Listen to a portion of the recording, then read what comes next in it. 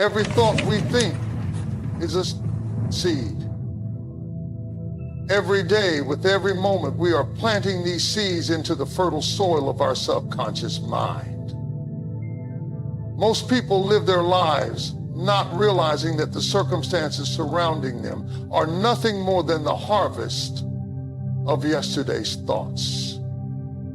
If you've been struggling with negative feelings, discouragement, anxiety, fear, self-doubt, it's not because you're weak or broken. It's because somewhere along the line, you unknowingly started watering seeds that do not serve you. But here's the truth. You have the power to change that. Not next year, not when the situation gets better, but now. And if you give yourself just 7 days of disciplined, intentional, mental gardening, everything can start to shift. Your emotions are not random. They are created. They are born from repeated thoughts. What you allow to run through your mind without challenge or awareness. When you wake up and start your day by mentally revisiting your regrets, your failures, your losses, or your fears, you're already setting the tone for how you're going to feel. That feeling becomes your energy. That energy shapes your behavior. As that behavior keeps you locked in a cycle. But let's flip that. What happens when you start your day by planting seeds of faith, possibility, strength, and purpose? When you deliberately choose thoughts that align with who you want to be instead of who you used to be, you change your inner environment. And once your inner world starts shifting, your outer world cannot help but respond. There's a law at work, and it does not care whether you believe in it or not. The law is whatever you hold in your mind, consistently and emotionally, will begin to manifest itself in your life. It begins with a whisper of thought. That thought, when revisited with emotion, especially strong emotions, sinks into your subconscious. Over time, it hardens into belief. That belief influences how you see yourself, how you respond to people, and even what opportunities you are able to recognize. Most people believe they are reacting to life. The truth is, life is reacting to their inner programming. Negative feelings are nothing more than the evidence of negative seeds that have been allowed to take root. And that's where the shift begins. The soul of your mind is always ready to grow whatever you plant. It doesn't care if it's a weed or a rose. It just grows what you feed it. So for the next 7 days, become radically intentional about what you are planting. Refuse to water any thought that doesn't lead you toward peace, confidence, purpose, and vision. This will not be easy at first. Your mind will want to go back to its old programming because it's comfortable, it's familiar. But what's familiar is often what's keeping you stuck. Start by noticing the kinds of thoughts that make you feel heavy. The ones that say, I can't, I'm not enough, it's too late, nothing's changing. Stop giving those thoughts your attention. Don't wrestle with them, don't analyze them, just starve them. Replace them immediately. Speak a new thought into your mind. I am capable. I am growing. God is not finished with me yet. My situation is not my identity. Repeat it, even if you don't fully believe it yet. The feeling will follow the repetition. Thoughts are the engine. Feelings are the passengers. You don't have to feel something in order to start thinking it. But if you keep thinking it, you will start feeling it. Imagine your mind like a field. Each thought you plant today is going to grow into a feeling tomorrow, and those feelings, when consistent, become your emotional home. If your emotional home has been filled with anxiety or hopelessness, it's time to start building a new home with new material.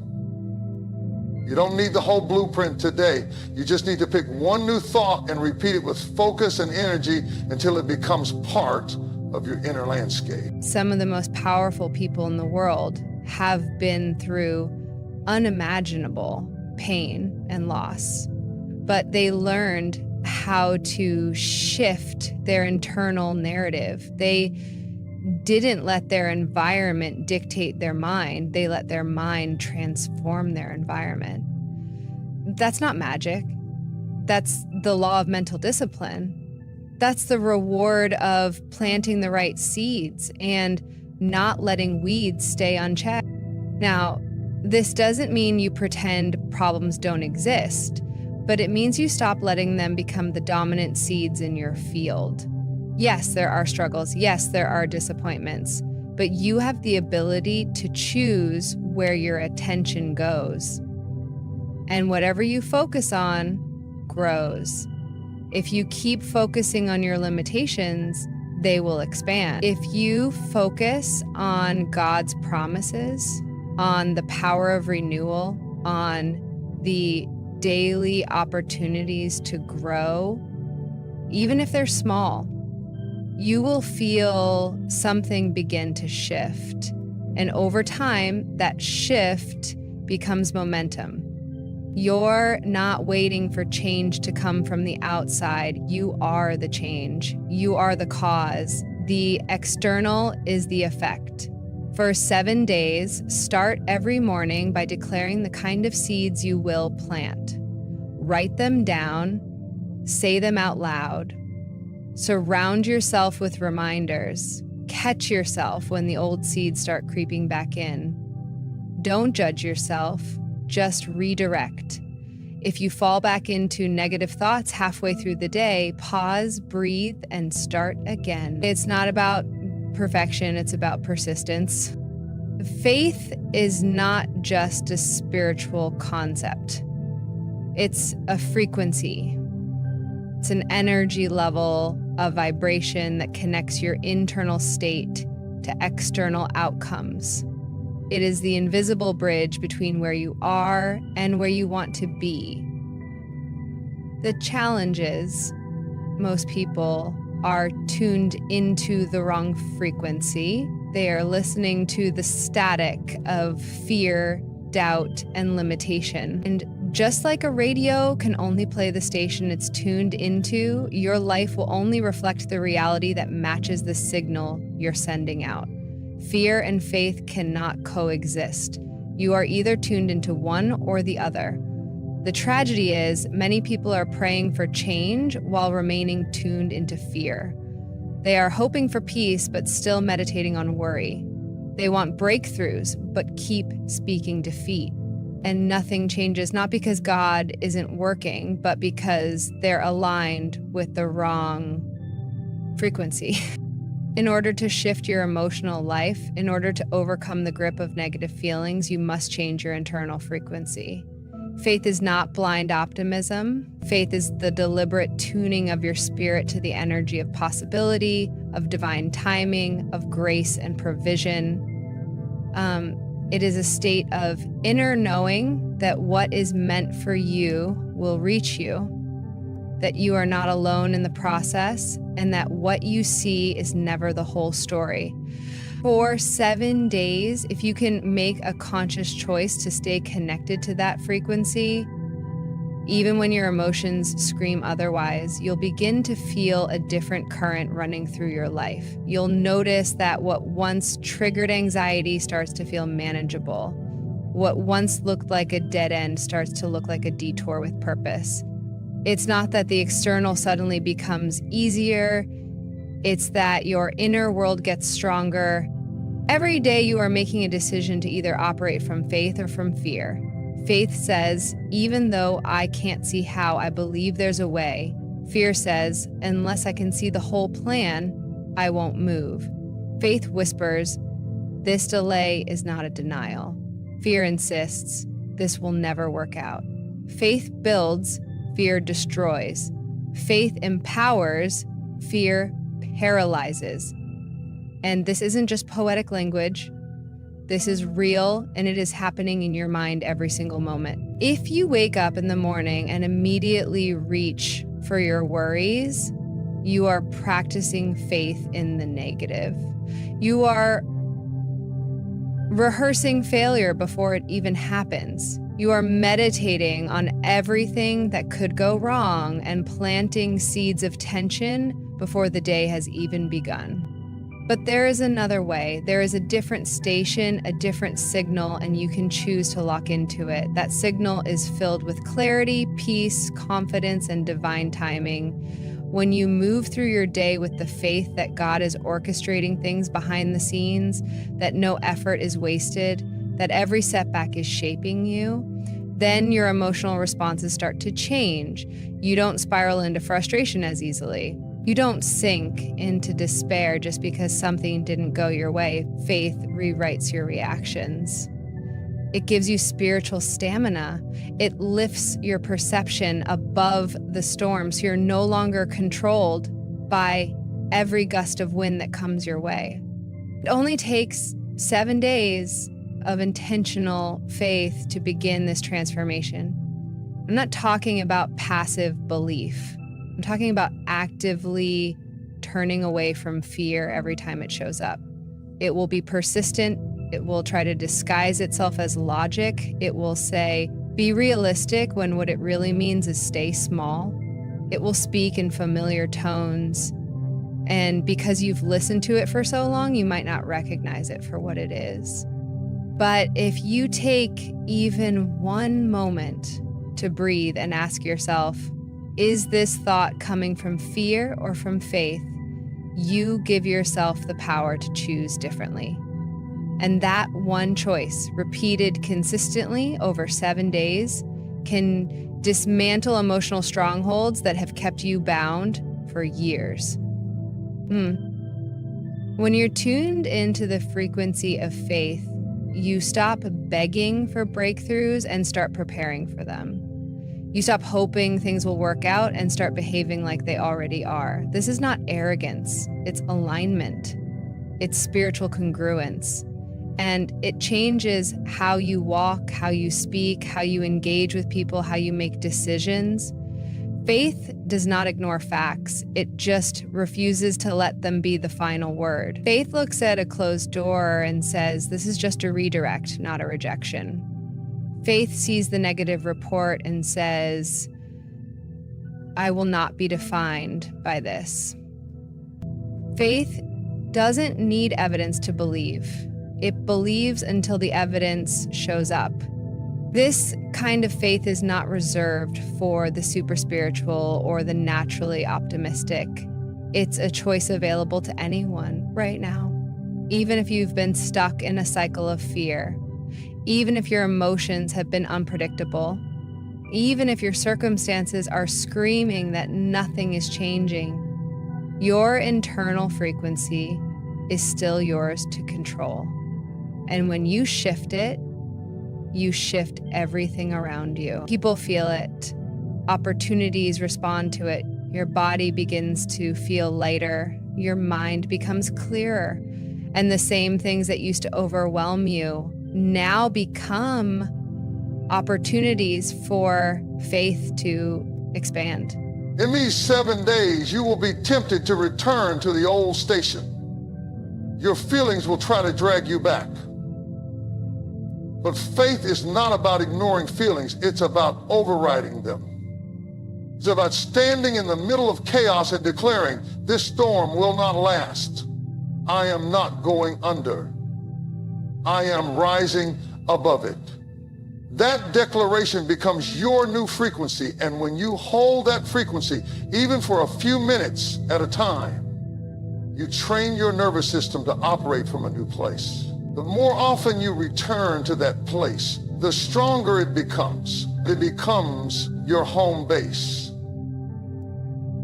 your internal default.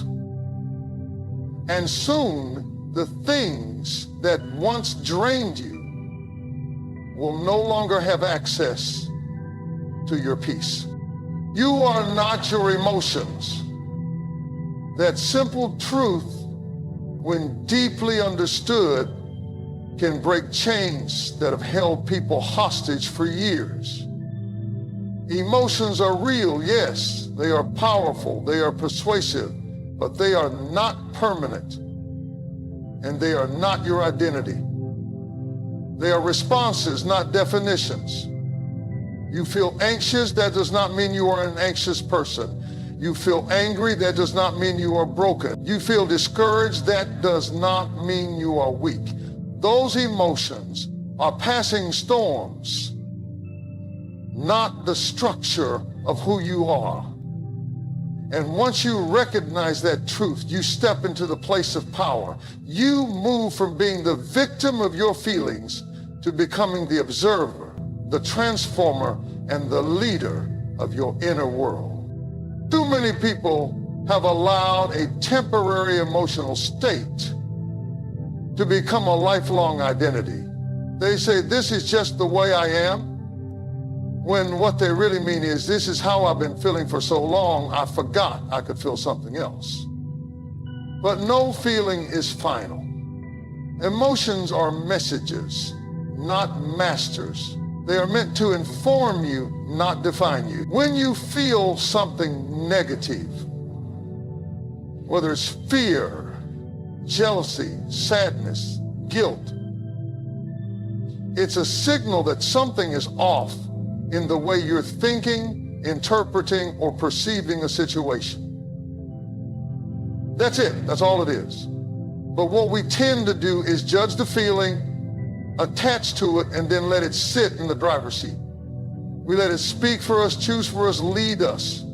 There's not emotional intelligence. That's emotional captivity. You are not meant to suppress your emotions. You're meant to understand them, to witness them, and then decide what to do with them.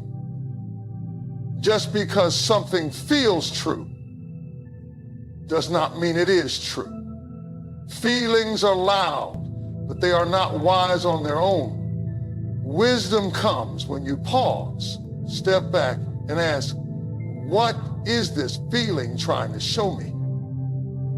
That one question creates space. And space is where transformation begins. The problem is, many people never create that space. They move through their days reacting instead of responding, absorbing every emotional wave as if it were a command from the universe. But here's what changes everything. When you realize that you can witness a feeling without becoming it. You can say, I see you, anger. I see you, fear. I see you, shame. But I will not let you sit at the table and run my life. That kind of awareness builds emotional strength. And just like muscles grow with consistent use, your ability to separate who you are from what you feel grows stronger the more you practice it. For 7 days, if you can simply take 30 seconds before reacting to a negative emotion and observe it instead of obeying it, you will begin to see yourself in a new light. You will begin to feel your power coming back. And it's not about pretending you don't feel what you feel. That's suppression, and it always leads to explosions later. It's about facing the emotion fully, but from a higher level of consciousness. Imagine sitting in a theater and watching your emotions play out on the screen. You don't need to jump into the scene to understand it.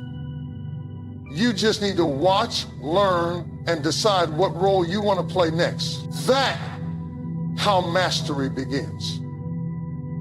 It doesn't happen in huge, dramatic breakthroughs. It happens in quiet moments of recognition. I am not this anger. I am not this fear. I am not this depression. I am aware of it. And because I am aware of it, I am greater than it. Negative emotions often come from stories we've been telling ourselves over and over. Stories like, I always mess things up. No one really understands me. I'm never going to get out of this. Those stories become patterns. The more we repeat them, the more our emotions follow suit. But you are the author of that internal dialogue. You can rewrite it, not by pretending the pain didn't happen, but by choosing what it means. You may not be able to erase the memory, but you can strip it of its power to define your present. Let's take it deeper. Imagine a version of yourself who is calm, focused, joyful, and unshakable. That version of you already exists. It's not in the future. It's not in some perfect circumstance. It's in the background of your being, waiting for you to tune into it. Negative emotions drown it out, not because they're stronger, but because they're louder. But just because something is loud doesn't mean it's right. The calm voice, the voice of peace, is quiet, but it's constant. And if you begin to give that voice more attention, more energy, it grows. You are the observer. And the observer has the power to shift the entire internal landscape. Think of your emotions as weather. They come and go. Some days are cloudy, others are stormy, and some are clear and warm. But you are the sky. The weather does not change what the sky is. It may cover it, distort it for a moment, but the sky remains unchanged. That's who you are. The emotions may move through you, but they are not you. And when you live from that space, you stop being dominated by fleeting moods and start living from your deeper truth. The next time you feel a rush of emotion, take a moment, pause, breathe. Say to yourself, this is a feeling. It is not who I am. It is not permanent. I can feel this without letting it steer my life. The more often you do this, the more emotionally resilient you become. Life won't stop testing you. People won't stop being difficult. Challenges won't vanish, but your ability to stay centered, to choose your response, to lead from your core, that becomes unshakable. This is a practice, not a performance. There is no final exam in emotional mastery, just daily decisions. You'll slip up, you'll forget. You'll react before you pause, that's okay. The goal is not perfection, the goal is progress. The more you observe, the less you absorb. The more space you create, the more freedom you feel. And that freedom becomes the foundation for emotional strength, spiritual clarity, and deep, lasting change. Gratitude is not just a nice idea, it's a powerful spiritual and emotional technology. It is the most direct route out of negative emotional states and into alignment with peace, clarity, and strength. The human mind was not designed to hold two opposing emotional vibrations at the same time. You cannot feel fear and gratitude at the same moment. You cannot be deeply thankful and deeply resentful simultaneously. One must give way to the other. So when you choose gratitude, even if your circumstances haven't changed, you are immediately shifting your emotional frequency.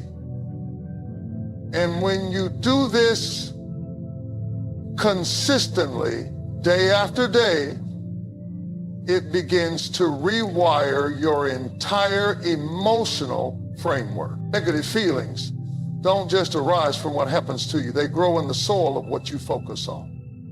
If you focus on lack, loss, what you don't have, what they didn't do, what hasn't worked yet, you are fertilizing the emotions of disappointment, bitterness, and sadness.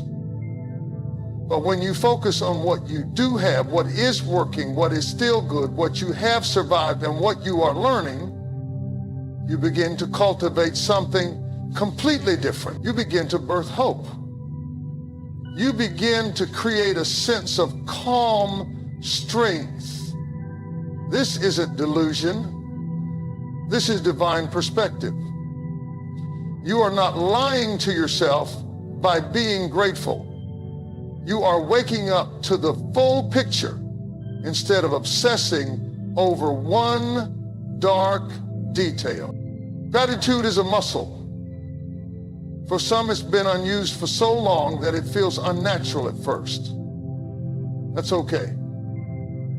It takes practice to shift your attention from the pain to the presence. And it's not about pretending everything is fine when it's not. It's about learning to see what is still whole, even in the middle of what's broken. You might not have the job you want, but you still have breath. You might not be where you imagine, but you are still being held, guided, and provided for in ways you don't always recognize. And every time you acknowledge that, every time you give thanks for something instead of complaining about everything, you are strengthening your inner atmosphere. You are building a foundation that anxiety can't easily crack. For 7 days, if you commit to practicing radical gratitude, you will see a noticeable shift in how you feel, even if your situation doesn't change. Start in the morning before you check your phone, before your mind starts spiraling into worries or unfinished business. Take 5 minutes and name 3 specific things you are grateful for. Not vague statements like, I'm grateful for life, though that's true, but get personal, get clear. I'm grateful for the way the sunlight is coming through my window this morning. I'm grateful that I had a warm place to sleep last night. I'm grateful that I have another chance today to do better, to grow, to love. When you do this, you're not just reciting words. You're tuning your emotional body into a new vibration.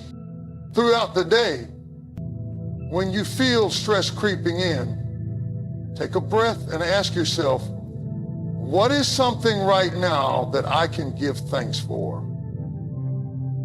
It might be small, it might seem unrelated, but gratitude is never wasted. Gratitude is not a response to perfection, it is a decision to shift your perception. That's why the most grateful people are rarely the ones with the most material comfort.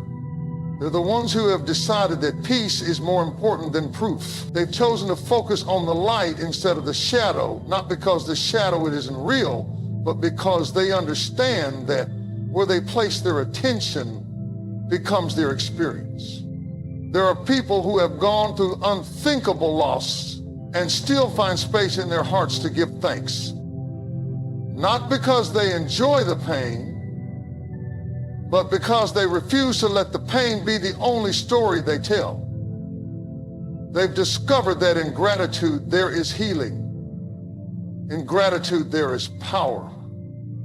When you say thank you, even with tears in your eyes, even while your heart is still aching, even when you don't have all the answers, you are rising above your circumstances. You are saying, this will not define me. This will not defeat me. I still see the beauty. I still believe in good. I still have hope. Make it a practice to end each day with reflection. Sit quietly and ask yourself, what happened today that I can be thankful for? Even on your worst days, something went right. Maybe you received an unexpected message of encouragement. Maybe someone smiled at you on the street. Maybe you had a quiet moment where your soul felt at peace. Write it down. Say it out loud. Gratitude that is expressed becomes even more powerful. When you speak it, you reinforce it. And over time, your brain begins to scan your environment not for threats, but for blessings.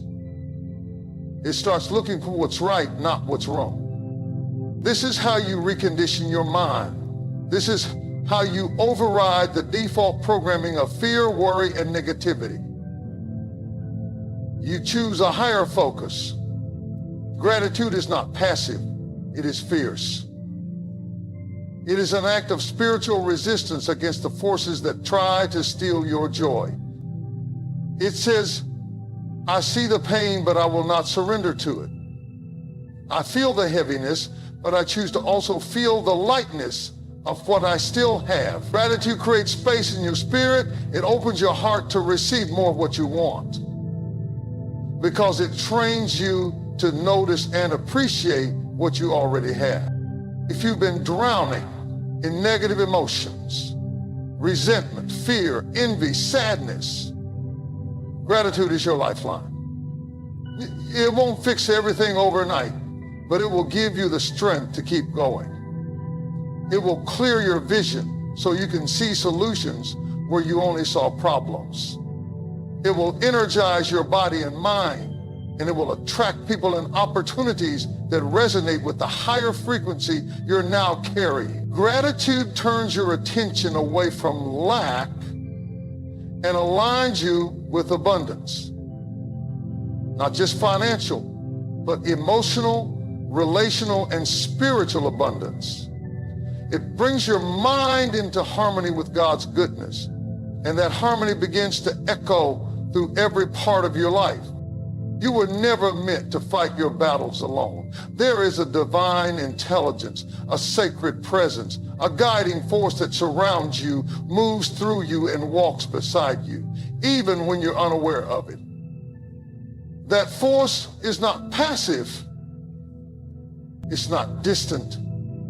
It is actively working in your favor, orchestrating details, arranging encounters, redirecting you from dangers you didn't even see coming. And yet, many people walk through life feeling abandoned, unsupported, and emotionally depleted, not because help isn't available, but because they disconnected from the awareness of divine partnership.